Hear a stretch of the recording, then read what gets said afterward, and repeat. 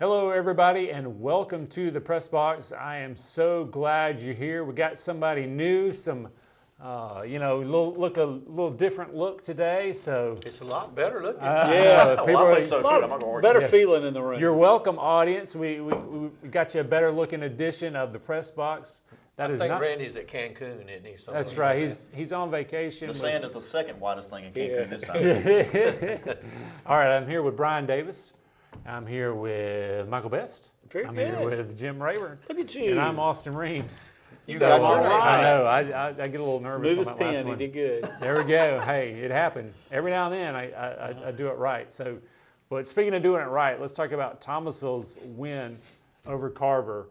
Dramatic win, 15-14. Let's just get into it. We want to talk about the catch, but let's talk about what led into that touchdown catch. Let's talk about the game. Well, the game started off. They defer a kick to us. We go 3 and out, and that was the story of the first half. We were 3 and out punt, but we finally punted them deep, and the quarterback was in the end zone, and one of our linemen was going to get him, and he got tackled. So flag, we get 2 points for the safety. That was a very obvious safety, by Right. the way. He literally, the defensive That lineman was got about as tackled in the end obvious zone. as the one Texas had against Alabama. I go back to that one. Anyway, big. It was 2 points, but Hardaway did. Michael's got me thinking about Welcome to the game. Gosh, Carver controlled the ball game. They just drove. They had long drives every time they had the football. They finally punched one in, go up 6-2. Right before half, they start another long drive. They drive down, and we stop them, and which was good because they were getting the ball to start the second half. We actually got our first down on that series and took it into the halftime. Second half, our defense made some adjustments evidently because Carver would be maybe 3 plays and out, maybe a first down and out, and it kind of swapped back and forth. And then we kept having good field position inside their 40 or in the 38, and we kept not pushing it in. Well, they put the freshman Levante Cole in the wild dog, and he made 3 runs and got us down close. And then on his 4th run, he shoots in the end zone from about 10 yards out, and so we go up 9-6 after the extra point. They get the ball, we kind of swap it back and forth, and we pin them deep, and they faked a run, and our cornerback, their receiver just run by him, and he hit the best pass the kid threw all night, hit him at about a 90-yard touchdown, and now we're down. They go for 2, so now we're down 14-9, and it kind of on the kickoff, the kicker was terrible, but this time he hit it wrong, just right, and it goes completely across the field, and DJ caught it around the 10, and we got back out to maybe the 15. We drove it down the field. And how much time is left in this one? That's early fourth quarter, but we quarter, made a okay. good long drive downfield, and then we punted to them, and they started a drive coming up to midfield. They had a 4th and like 3, and they punted. Well, they had it flagged through before the ball was snapped, which should have killed. It was illegal formation. Should have killed the play, but they went ahead and let it punt. And Beck catches the ball, Returns goes it around the for a left side, touchdown. gets a block, looked clean, but we'll talk about the referees. Looked clean, and Beck goes into the end zone. Well, you want to know about the penalties. There were 32 penalties. Yeah. Carver had 198 yards. Thomasville had 175 yards. It was almost every play. And there was flags that didn't count because they were declined. Yeah. But so anyway, after So that that nullified touchdown got it. negated, plus they got to have the ball back and go for it on 4th right, down. instead of getting, like I say, it should have been called dead, and they'd have got the 5-yard penalty. But they decided after punting to us and we almost run it back, they'd go for it, and we stopped them at the 49. We ran one play, and it was getting close to 2 minutes. We ran one play, didn't pick up anything, and then they had Jay Randall in the slot, and he goes down the center and comes across, and Cam Hill hits him, puts the ball in, could have put it in a basket in his hand between 2 defenders, And so we went for 2, didn't make it, but that made it 15-14. All-time great throw and catch It was right there. for a freshman, a 14-year-old, Yeah, that was it- tremendous. For a 24-year-old. Just shows his potential. He missed a lot of wide open receivers, but he put that one on the Mm-hmm. money. Now you've got Columbus. Give us a quick preview of Columbus and what do you expect from that game? If you were in a science bowl or something like that, math quiz bowl, they'd be tough. They scored 24 points on Darty, but you don't know how many Yeah. when those came. Darty scored 42, so something like that. So You should be. gotta play well. You're favored. You gotta focus and play well. Right, but that's the problem with a young football team. You got freshman running back, freshman quarterbacks, you got freshmen playing in the secondary, and you don't know what that 14, 15-year-old kid's thinking at that time. But I mean, Let's move on. Let's talk about K-Road. Big win over Hardaway. You've been telling us all season about how Yeah. hard Hardaway would be. Just the name and, itself, it was away and it was hard. It was hard away. And then you score 42 points against Well, those guys. you know, I thought we did a good. It was a weird game because the 21 points in the first half. It was like, let's see how many different ways we can get to 21. Yeah. So we scored and missed the extra point, so it was 6-0. Then a little later we punt to them, and their punter's going back over his shoulder and catches it like at the 1 yard line, and we tackle him in the end zone, so we get a safety. You know, so now we just keep doing. We get a touchdown, no extra point. Then we get a safety.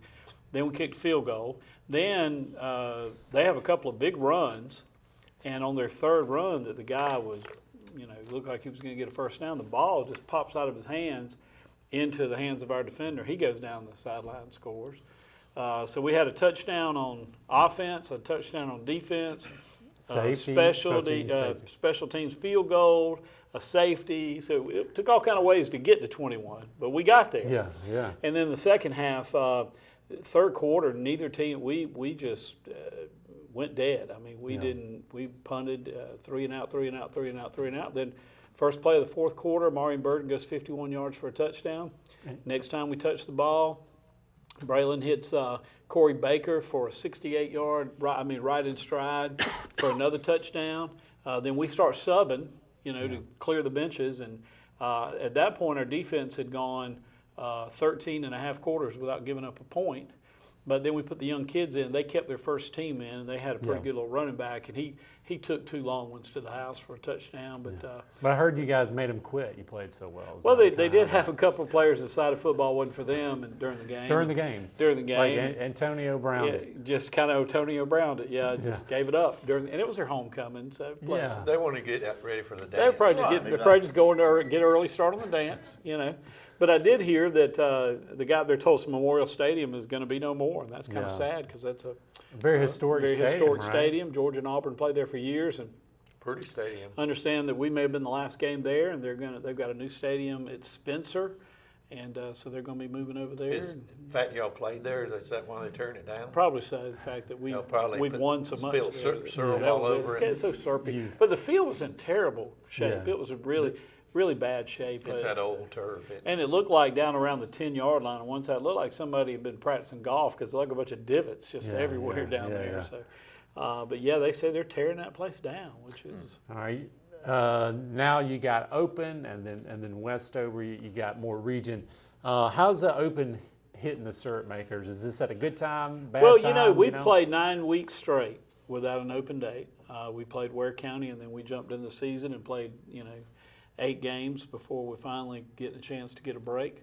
And so we've had some kids that got hurt early and have kind of nursed their way back to slowly get back in. But this will give us a week off to, hopefully get completely healthy, work on some fundamentals. Because, coaches, especially in high school, like to spend that open time, just getting back to fundamentals and doing some things you don't have time to do. Because, the way things are now, summertime, you practice about 2 weeks and start the season. Yeah. So you don't have that time that you used to have to work on the fundamentals of blocking and tackling and those type things. So we'll get back to some fundamentals this week, and then we have Westover. We had to postpone our homecoming because of the storm that never came. Yeah, so that's going to be. We're going to have homecoming for Westover. That's a good homecoming opponent. Well, they're tough. Better than Carver. They're one of the best teams on the west side of Albany. Yeah, that's what I hear. And Bainbridge is still the team to beat in that region. You think? Yeah, I no think doubt. so. Bainbridge is the team, Yeah, hands yeah. down. I mean, So, they're already I mean, making reservations. The in syrup Atlanta. makers are making a. We're just going to try to do our best against them. We're taking it one game at a time, as Joe Ward says, because I never knew you could play 2 games at a time. That's Joe true. always says Good take point. one game at a time. I'm with Joe. All We right. ain't playing 2 You games. should do whatever he says. I think Whatever he Joe wants says, we're doing. I think he wants us to move on. So let's talk. Thomas County Central also scored 42 points. Yeah. 42-7 winners over Tift County. I guess the surprising thing was watching this score at halftime, and I thought the score was wrong. It was 7-7. No, it was right. Taking this, Brian. So what happened? So we come out, and to me, anytime you play a football game with fall break pending, or of course we played on the Friday before fall break, like Jim was talking about. So you have trouble getting players focused. I mean, it always seems like that happens, and we knew at some point these guys, with all the success that they've had, Yeah. would kind of lose track. And they're 18 years old and younger, so you know what's going to happen at some point. What wound up happening? If we come out the first half, we just played flat. We dropped passes. We couldn't run the ball effectively. We come out first, go 3 and out. Tift County would go 3 and out. We would then get the ball back, and then we would run. No, I'm sorry. The first possession we ran 6 running plays back to back and marched down the field. Tift County went 3 and out. We would go 3 and out. They would get the ball back, and they would wind up scoring over some big penalties from us. So we just kept making mistakes, and it seemed like it would snowball. We would make one small mistake, like a drop pass, and then all of a sudden, here Yep. come the penalties, here come the avoidable stuff that we couldn't get nailed down in the first half. So our defense played lights out, though, to be able to get us in the position that we were in, because we gave Tift County the ball way more times than we should have because of offensive mistakes, including penalties and turnovers. Yeah. We would go in at halftime, and Coach Rogers I think he got his first opportunity to really light into them, and that was something they hadn't heard all year long. They've had no reason to really hear a real strong talking to at halftime, because we have had such a substantial lead in all of our games so far at half. Well, we didn't this time, and so Rogers, I think, led into them. We come out in the second half, and we played Yellow Jacket football once again. Trey Brenton, he ran the ball so effectively. He is more of our bulldozer back out of the 2. And so he can run up the middle and get through the pile, and then he can run around the edge too. But he really was the life of the offense. And then what we used that little bit of a running game to open up your passing game later on in the game, and that was really what would turn into the final score. But what we saw was what happened when we overcame a little adversity, Yeah. because we really hadn't seen a ton of adversity. Yeah. Veterans was the first time we were trailing the whole season. Yeah. The next game would be Tift County. We would be scored 7-7.5. We really didn't understand or quite figure out what was going to happen the second half until we got a big run from Trey Brenton. All of a sudden, they felt like they could do it again, and we just never looked back. Yeah. So, Yeah, so the defense is still doing what it's supposed to be doing. Effectively. You got open week, and then Houston County. The last 2 games, Houston and then Lee, right? so we got Houston, Lee, and then Northside. the So north it side. don't get any so it easier. don't get easier. And you got a lot to. I mean, that's good motivation coming to. I think you always want to have your team, just like the syrup makers. Like you want to have your team kind of, motivated and something to really strive for in that off week or open week, because it's you've been having fun on a Friday night. Now you're not. So to have these big games looming, Bainbridge looming, and then Houston County looming, that's a big deal for this Houston program. probably has one of the best quarterbacks in the whole state. A.J. Hill he's a phenomenal quarterback. He's been looked at by a bunch of D1 schools, including Georgia, Florida State, you name it, they've all looked at him. He's a sophomore. What Lee County did effectively was they got after him, made him make some hard decisions. And so essentially I think we're going to have to do something similar. Of course, it's homecoming night for us too because of the hurricane. Ours got moved as well. And so we're going to have to deal with some distractions. But I feel like after this scare this week, we will probably more, Rogers will get the reins and then steer us back in the right direction that we need to go to so that we can focus on Houston. If you win this third one, you're in the playoffs for sure. Yeah. But these next 3 are the biggest 3 of the season by far. Lee, of course, being the favorite by far to win the region because Usman Cromar he is a fantastic running back. Yeah. And really, really looks to be the part of a true Lee County team that can win the state. With that being said, the good news is if you play Houston tough, you play Lee tough, and you play Northside tough, besides those 3, there's nobody else in the state that we see in 6A that is any better then those three. Those three. Yeah. Okay. All right. Well, Well, let me ask you this, and this is just the word about town. okay. Word about town. What I hear is if Randy doesn't get it together and take it up a notch, you're taking over. Is there any truth Yeah. to that? Well, That's what I hear in the circles. I have And signed a clause that says that I'm not allowed to comment on certain things. All right. Okay, well, we'll leave So it at that. that being said- Hey, not commenting says a lot. Yeah. That's right. So- That's right. Randy better take it up. He a already notch. knows how to handle the media I love- already. I love it. Good job, Brian. All right, Colquitt County had an open week. They start region play with Camden County. Again, this may be one of those kind of focus games where Colquitt plays well. They should win this game. Is that kind of where everybody's at on this game for Colquitt? Moultrie should have no problems with Camden. Yeah, and then you move on, and you kind of looking at that Lowndes game, and then Valdosta. Valdosta, Moultrie will be the big game. Yeah, I can't. The Valdosta defense is good enough to stop anybody. Yeah. Yeah, that's going to be fun. I kind of, we fans get to look and look down and look down the schedule. The players and coaches don't get to, but that's going to be a fun game right there. So, looking forward to that one. But Colquitt needs to take care of business. Also, Mitchell County plays Miller County on Saturday, and then Pelham is at Irwin County, and Irwin County's still doing really well. So, and then ending up the high school section here, Brookwood beats Deerfield down like 15-0 early in the game. Just couldn't go any worse for you early, and then came back. TJ Thomas had 5 touchdowns in this game. A bunch running and a bunch receiving as well. So good region win for the Warriors. That sets them up in region play really well. They have another region game playing Southland coming up.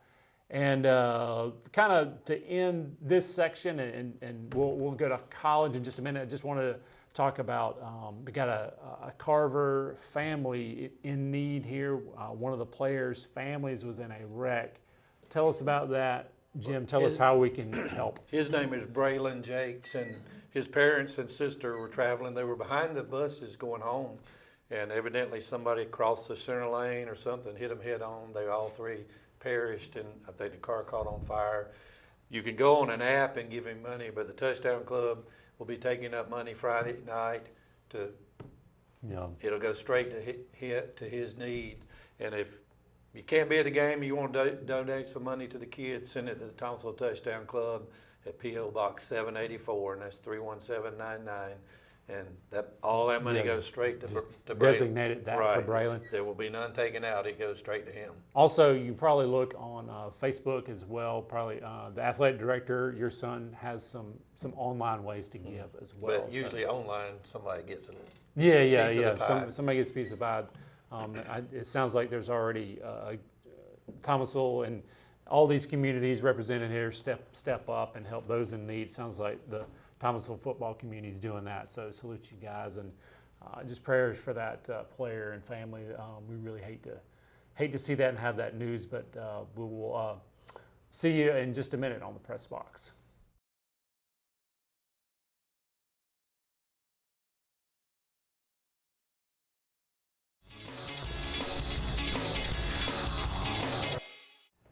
And we are back, and we're going to talk a little college football. So glad you're staying with us, and let's talk Georgia, as is our tradition. And we got somebody who's really close to the program. We got somebody really close to the program here, Michael Best. He doesn't care for Georgia too much. All right. That means the bookends don't care for Georgia. That's I know. How does Randy let him in the press box? Yeah, I don't know how they. I don't know how you work. managed You remember that clause I was telling you about? Yeah, It's all in that's there. in there. Okay. That's all in there. Well, let's talk about Stetson Bennett, who had a great game against Auburn and a good win versus Auburn. It was close for a while and then kind of pulled away. And when you have the defense and the athletes that Georgia has, you can do that. You can kind of let them make mistakes and then slowly kind of destroy them, basically. But is the Stetson Bennett is that discussion still relevant? It appears. And you led this nationally. Well, I did, so- and I'll have to say that last year, I was not a Stetson Bennett fan. I felt like we were winning in spite of Stetson sometimes. And I'll agree with you. And Like, that we had I a said good that too. defense, and I thought that we had some good running backs who could make things happen, and we had some great receivers.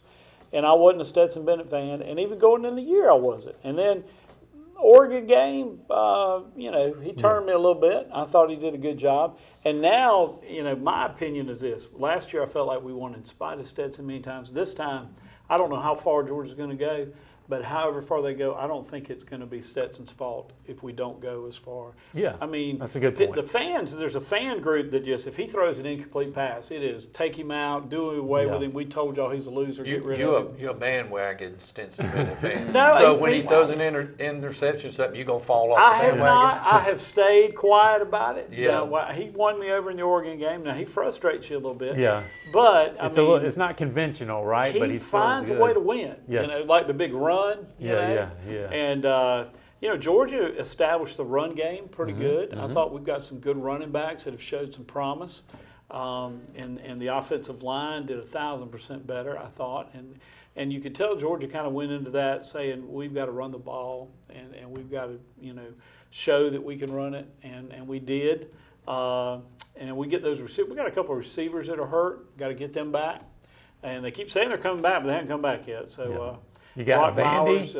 Bowers, he's just you got to get him the ball a lot. And McConkey still, he fumbles one, and then I see on Twitter and stuff, why is he returning punts? Well, the next one he about breaks for a touchdown. Yeah. So he said that's why he's returning punts. Yeah.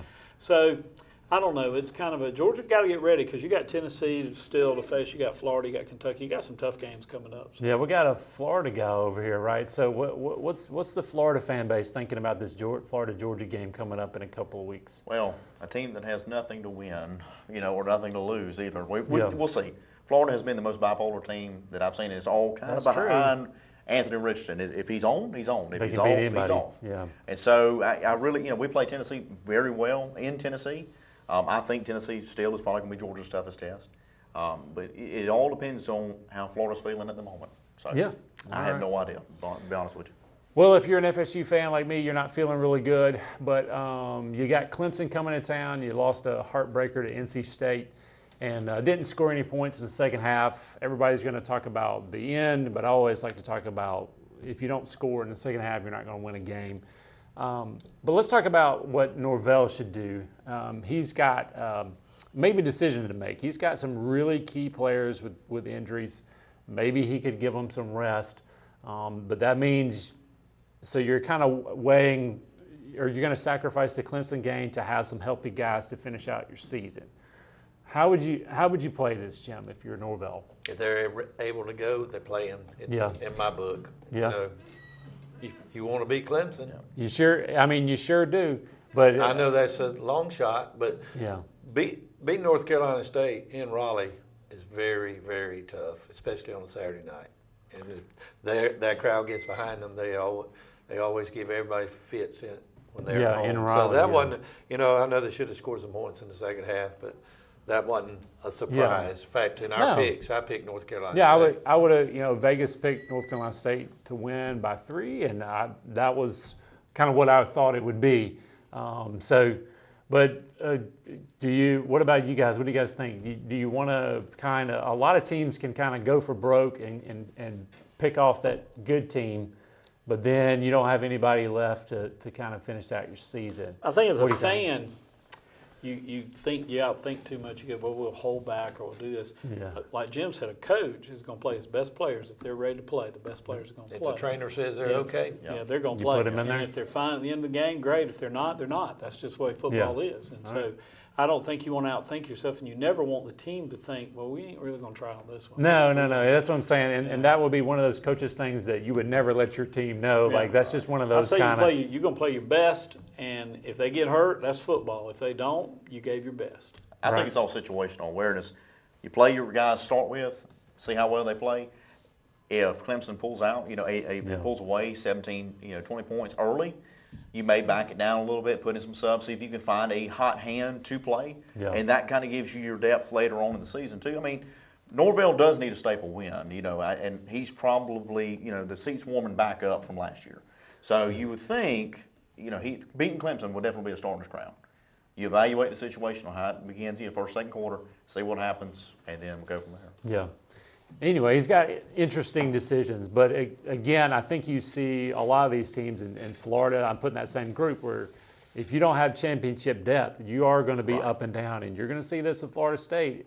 Just because if they have their full complement of players, they're good, but if they don't, they're not good. But we know something is good, and that's yes/no. So let's get to it. You So- don't know about this. I know. Here we Buckle go. your seatbelt. It's Get right- ready. All right. tough. Just yes or no. Huh? This is Just tough. yes or Yes no. or no. You can't hedge You anything. can ad lib. No, you can't. Yeah, I try not to get Well, them I'm saying- to. I think you do every once in a while. Well, that's different. Okay. Yeah, other than Michael, he doesn't have to give I me yes or don't no. count. All right, Jim, I wrote this for you, man. Right All right. now, Ohio State's the best team in the country. I think so. Yes, no. I think so. Defensively, we're playing real well, and we got the best offense in the nation. So I'd say Ohio You State say- should, but we'll sit there. Yeah, you'll know. We'll sit Yeah. there at 3, and That's what I'm saying. It's probably to your advantage that you're at 3. But anyway, Michael, is Ohio State the best team in the country? No. You say no. Brian? By Big Ten standards, yes. Okay. Oh, Ohio wow. State is not built for Big Ten. It's built Yeah, for they- anybody. Let Yeah. me put I love it. Let me tell you that. I still think Alabama's the best. You think best so? team in the country. Okay. I don't think so. With Bryce Young, that's good. Yeah. All right, Michael, USC will make the college football playoffs. USC will make it. They got UCLA, Utah. Utah's on the schedule this week. So it's going to be Georgia. So you got Georgia, Bama, Ohio State, then Clemson. Yes, You yes, say yes. Brian? No. Say no. I think they'll stumble either against Utah or Yeah. UCLA. So I say no. I agree with you. All right, Michael's our Big 12 expert. Here it is. Oklahoma's problems, and Oklahoma has some problems, y'all. Major. Are they mostly due to losing so much in the transfer portal? I think that's a problem with a lot of schools. Yes. So you say yes. All right. What do you say, Brian? Yeah. All right. I say no. They lost their quarterback the game before they played Texas to a head So just injury. injuries? And his injury really stifled their offense. The guy they had was not very good Yeah, where they he were- came from, and he wasn't very good Saturday against Texas. So I think a lot of it had to do with their starting quarterback being out this week, made them look awful. But they're not the Oklahoma of Yeah, old. they lost a lot in that transfer portal, and hopefully it underscores maybe we can do something about it. The team And shouldn't be they haven't gutted. played defense in 40 years. Yeah, Now they have no offense, so they're in trouble. So they are in trouble. So, all right, Brian, roughing the passer penalties in college and pro will ruin football. Bogus, how about bogus roughing the passer penalties in college and pro will ruin football? If anybody's been paying attention to that, It's hard to say. I would say no because of the health aspect of it. But what we have run into is the ref's inability to make the decision on the cuff. So that's what you really are going to revolve around is evaluating those things later on with your targeting and everything else. Roughing the passer may come up too where it has to be evaluated after the play. Yeah. So, I mean, because to me, if somebody's letting go of the ball, but he's right here and he can't back up, it's a little bit different. yeah, what do you want them to But do? if there is a 2 to 3 second ability to stop or at least try to evade, it's a little bit different situation. Yeah. What do you think, Michael? Um, I mean, you're not the one to complain about refs, but I I give you never have. permission. I support them I give you 100%. permission now. Support them 100%. But I think the whole Tua Tagovailoa thing has got everybody scared Yep. because they're Yeah, afraid that's a they're good going, point. they're going to, something's going to happen, and that was really mismanaged by Miami, Yeah. in my By the opinion, doctors. and And by the the doctors, doctors. like, that's And not a- So you're always going to get that call on certain quarterbacks that have won a lot of games. He's always going to get that call.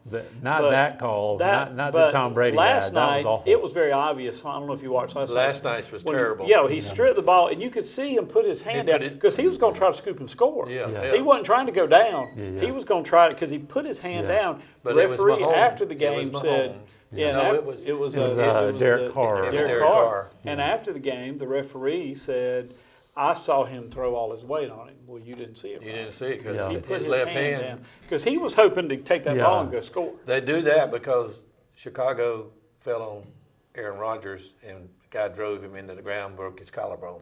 Yeah. So that's why they do that. But like, he could that rep, but to his defense, he couldn't see that from behind where he Right. was Yeah. at. And But- it happens a lot faster than Yeah. Yeah, that's what I'm faster. saying, and so it puts refs in it. It's a bad rule. If the refs can't see it in real time, then it puts them in a bad situation. So to me, they should evaluate this and levy fines later. So- I heard today somebody say that as soon as it costs the Dallas Cowboys Yeah. and Jerry Jones, they'll Then get something's going to changed. be done with Yeah. it. And I was hoping that maybe with OU, as it's cost Oklahoma, they'll kind of rein in the transfer portal stuff, and maybe they'll rein in this roughing the passer stuff. And that ends the show. Good job today, rookie. Hey, All right. Good Hey, job. appreciate y'all watching, and we'll see you next time on the Press Box.